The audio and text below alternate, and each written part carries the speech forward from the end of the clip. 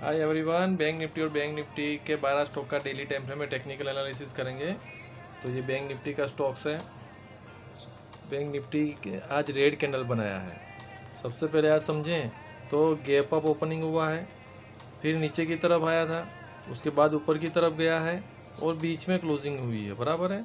और इसको indecisive candle भी कहा जाता है। मेन तो चीज़ ये है कि ये दोनों कैंडल क्या हो रही है, उसका जो 2 दिन पहले का जो हाई है और लो है उसके नीचे नहीं जा रही है।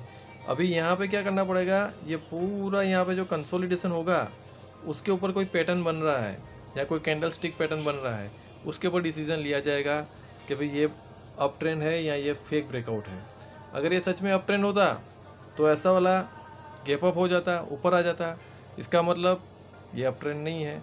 बहुत बड़ी रेड कैंडल बनाई है तो क्या हुआ, उसको एडजस्ट कर रहे हैं। ये एडजस्ट होगा, यहाँ पे क्या होगा, ऑप्शन प्रीमियम एडजस्ट होगा, उसके बाद पूरा नीचे की तरफ ये आ सकता है। तो ये नीचे जाएगा तो कौन सा अभी मेन सपोर्ट हमारा रहेगा, तो मेन सपोर्ट रहेगा 44,400। इससे भी नीचे जाएगा तो और भी ज़्यादा नीचे के लेवल देखने पड़ेंगे। अब मेन चीज़ ये क्यों है, क्योंकि हमको किसी भी स्टॉक में बाय पोजीशन नहीं है। येस्टरडे के वीडियो में हमने सब चेक किया था, स्टेट बैंक ऑफ इंडिया और एक्सिस बैंक में था, उसमें हमारा स्टॉप लॉस हिट हो गया। अभी कोई भी स्टॉक में पैटर्न या कोई ब्रेकआउट ऐसा कोई भी बाय पोजीशन नहीं है। और दो स्टॉक स्ट्रॉन्ग थे, एक बैंक ऑफ बड़ौदा था और एक स्टेट बैंक ऑफ इंडिया था, दो स्टॉक स्ट्रॉन्ग थे। तो अभी देखेंगे कौन से स्टॉक स्ट्रॉन्ग हैं और कौन से स्टॉक वीक हैं। तो देखो ये वापस अपना जो रसिस्टेंट पे था वहीं पे आ गया। पहले भी ऐसे किया था ये कैंडल, आज भी ऐसी कैंडल हुई, कैंडल इनसाइड हुई, ऊपर की भी तरफ नहीं गई है।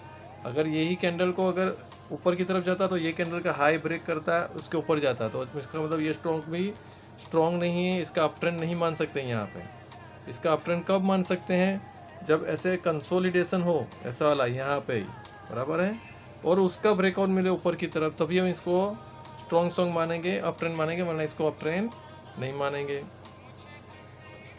एक्सिस बैंक क्या है, इसको हम कंसीडर कर सकते हैं कि ये इसका जो जोन है, बराबर है, देखिए इसी के अंदर है, तो वापस यहीं पे ये ट्रेंड करेगा।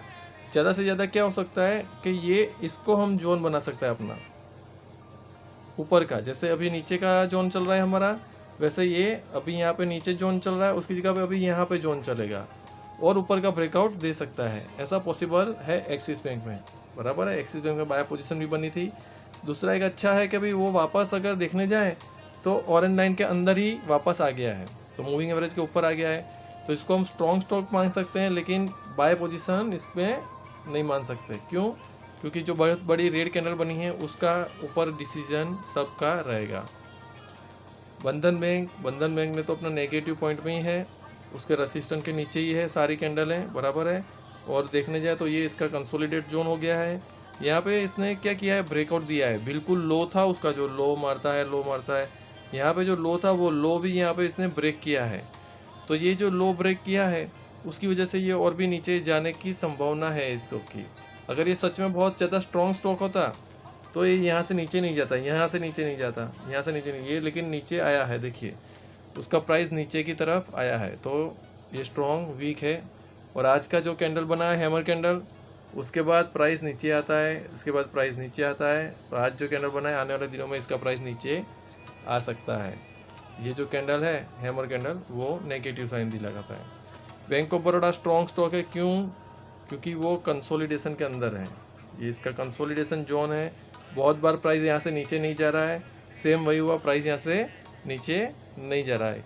हाँ, यहाँ पे कह सकते हैं ये जो दो वीक बनाई है तो वो प्रॉब्लमेटिक कर सकती है, लेकिन इसमें क्यों ये दो वीक एग्जीक्यूट नहीं कर सकते, क्योंकि इसका यहाँ पे फेक ब्रेकआउट नहीं मिला है, बराबर है।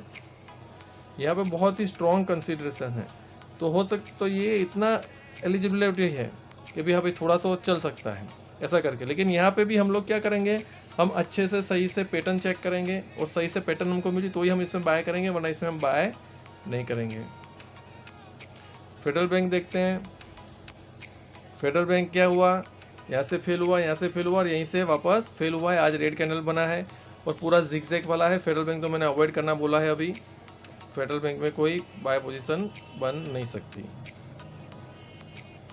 HDFC बैंक देखेंगे, HDFC बैंक क्या हो गया,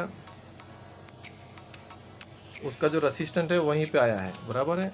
तो उसका रेसिस्टेंट पे यहाँ पे अगर सिस्टम कंसीडर कर रहा है और ब्रेकआउट दे रहा है ऊपर का, तो ही हम इसमें बाय पोजीशन बनाएंगे, लेकिन अभी यहाँ पे कोई बाय पोजीशन नहीं बन सकती है। क्यों? क्योंकि कैंडल यहाँ पे रेड बन रही है।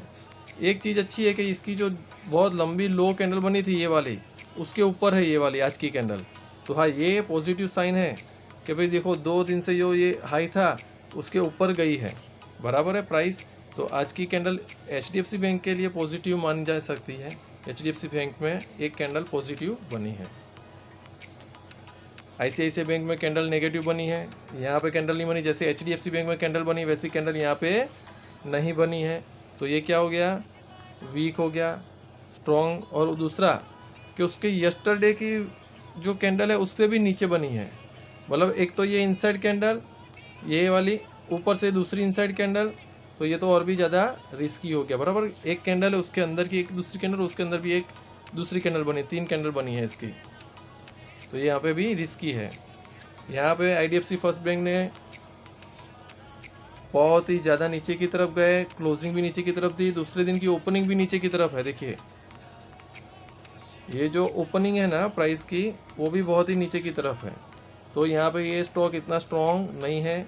ये स्टॉक अगर आपके पास है पोर्टफोलियो में तो जितना हो सके उतना जल्दी अभी ट्रेड दे दें, वरना आने वाले दिनों में और भी प्राइस कम हो सकता है इसका। इंडसइंड बैंक अच्छा है। इंडसइंड बैंक क्यों अच्छा है? क्योंकि वो अन्य जो कंसोलिडेशन जोन है उसी कंसोलिडेशन जोन के अंदर आ गया है। यहाँ पे बाहर गया था, यहाँ पे भी बाहर गया था, लेकिन वापस अंदर ही आ गया है, बराबर है। वापस कंसोलिडेशन जोन के अंदर है। तो जब तक ये ब्लू लाइन की कंसोलिडेशन जोन के अंदर है तब तक इसमें कोई प्रॉब्लम नहीं होगा। आने वाले दिनों में हमको पैटर्न मिलेगा तो ये पैटर्न के ब्रेकआउट पे हम इसको बाय कर सकते हैं, वरना इसमें कोई बाय पोजीशन अभी नहीं है। कोटक बैंक तो अवॉइड करना ही बोला है मैंने।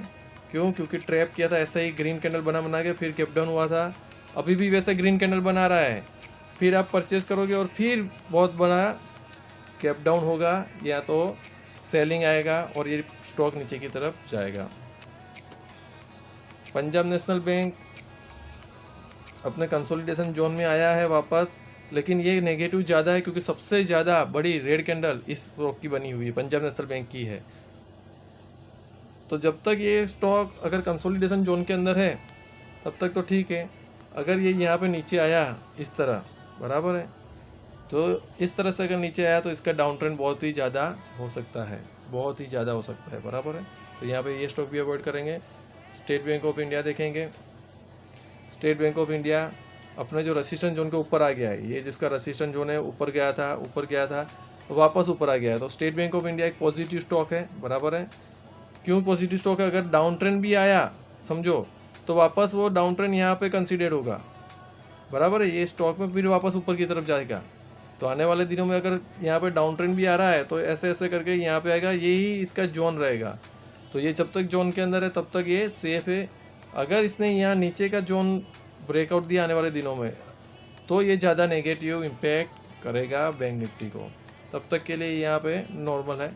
तो सिर्फ एक स्टेट बैंक ऑफ इंडिया और एक्सिस बैंक दोनों ही सपोर्ट कर रहे हैं। HDFC बैंक ने भी आज पॉजिटिव कैंडल बनाया है, लेकिन ओवरऑल तो नेगेटिव इम्पैक्ट है। तो आने वाले दिनों में पता चलेगा। ये मेरा पर्सनल व्यू है, ये वीडियो एजुकेशन पर्पज़ के लिए है। आप आपका बाय सेल का डिसीजन अपने एडवाइज़र या आपका खुद का टेक्निकल एनालिसिस करने के बाद ही करें। Thank you.